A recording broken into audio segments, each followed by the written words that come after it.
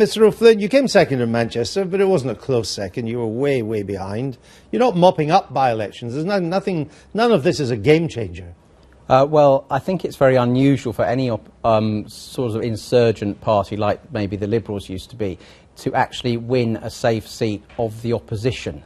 I mean, those shots going back to sort of Orpington, etc., tended to be winning seats against an unpopular government. I think in the circumstances we did extraordinarily well in Wythenshawe and Sale East. As the candidate John Bickley said, Labour compressed the campaign down to the shortest possible time and maxed out the postal vote. And whatever we think about Labour, they do have an efficient machine, lots of union activists and lots of people with a lot of know-how. I think we did extremely well. And although it wasn't a breakthrough for UKIP, it pushed you into third place and showed the increasing irrelevance of the Tories in the north. I mean, the Tory-minded voters in the north now seem more inclined to vote for UKIP than for you. Well, I think by-elections are by-elections. The same day we took a seat from Labour in Birmingham. So, well, that was a by-election too. It was a by-election so we should discount that as well. You need to look at them all in the round. You need to learn the lessons from them.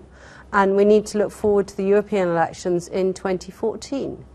And that's in May this year, when we have a chance to really grab this change in Europe, grab the change that Barroso has been talking about just now. But you don't worry that, particularly in the north, if people want to vote against Labour, your supporters are drifting to UKIP?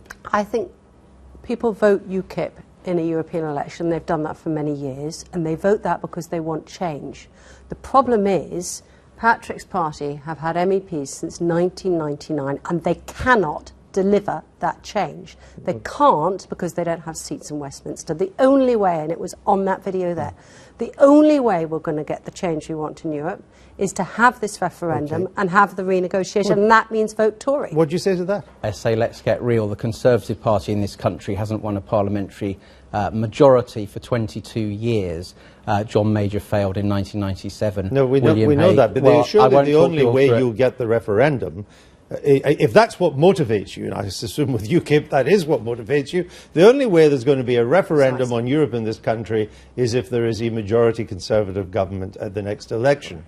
And you could well stop that from happening. Well, I don't accept that. I believe that just as we forced David Cameron into a referendum pledge he explicitly had ruled out making before through our success, and I was there in PMQs when his MPs asked him and he said a referendum would not be in the national interest because he didn't want us to leave.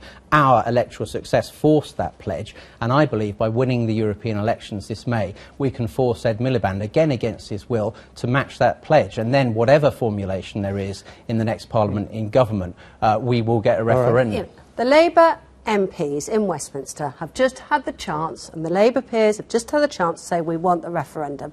They refuse to do it. The only way you are going to get a renegotiation, a change in our relationship with Europe, and an in-out referendum is to have a Conservative government.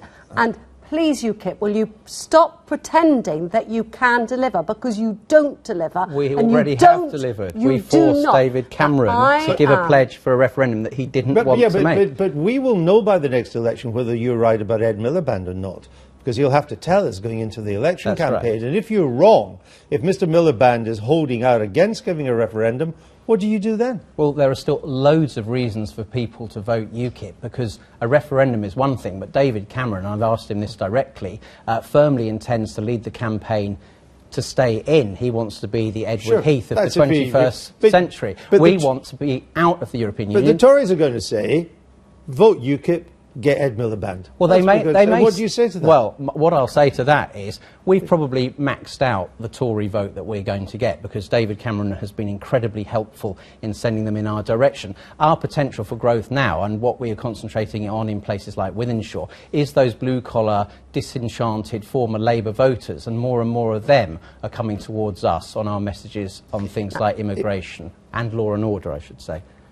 We want to renegotiate our relationship with Europe. We need people who are going to turn up to renegotiate with people like Barroso. That means a Prime Minister that is not Ed Miliband, but is David Cameron. And that is key. And UKIP MEPs do not turn up in Brussels. Have you worked that out? They don't turn up to defend us. I've had that said before. But if Mr President Hollande is as good as his word, and says there will be no substantial renegotiation and certainly no treaty change this side of 2017 when he's up for re-election, what do you do then? He's a French socialist prime minister. I don't expect him to agree with a British No, but he's the one that you have to negotiate with. If you can't bring anything of substance back from Europe in these negotiations, which is the way it's looking, if you cannot, what do you do? Then people will vote to leave. The Prime Minister has been very clear. This is on a knife edge. Hasn't been clear. He's been very clear that British public opinion is on a knife edge. Right. And unless we get what we want from a renegotiation, we will leave. And you would vote to leave? Let's see what we get and the deal on the table in 2017. You would vote to leave if it was the status quo? If the status quo was what we have today, then I would have to vote to leave. But I want to renegotiate. No? On a clear answer to a question? Thank you. We'll have to move on.